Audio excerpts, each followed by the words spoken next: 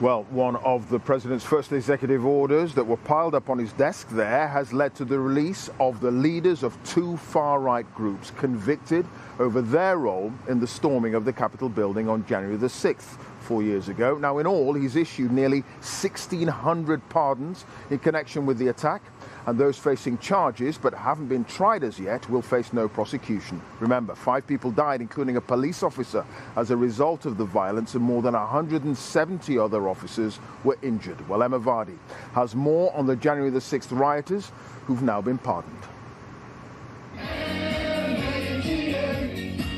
Celebrations outside these walls. Inside, January the 6th defendants know Donald Trump has granted their freedom. Among those getting a reprieve are the leaders of far-right organisations.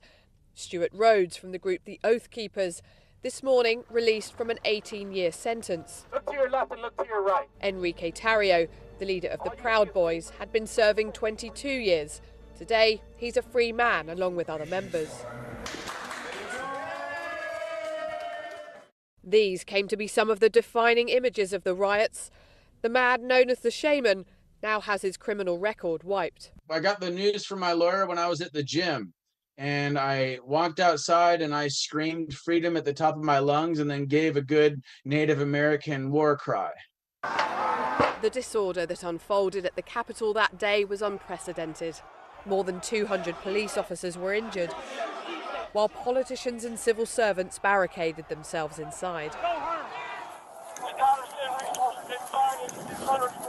Police officer Michael Fanone was on duty. I made my way to the front of that police line and was eventually pulled from the line, dragged out into the crowd, beaten severely. I was struck with a taser device, with metal objects, fists. And so what Donald Trump is saying is that, listen, if you commit acts of violence on my behalf, I'll give you a pass. Rachel Powell was convicted after smashing a window at the Capitol with an ice axe. Today, she was released after a year behind bars. Most of us went there thinking it would be a regular day, a regular protest where you chant and you go home.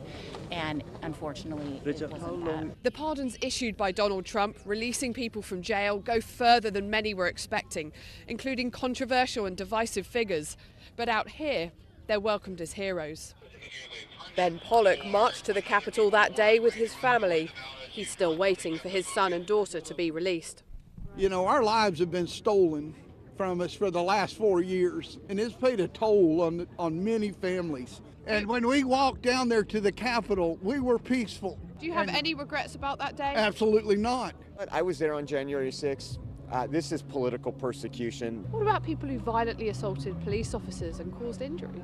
Well, you can say violently assaulted, but my question to you, do you watch the videos where officers are beating people on the ground? It marks a sweeping use of Donald Trump's new powers in relation to one of America's darkest days. Emma Vardy, BBC News, Washington, D.C. Central Jail.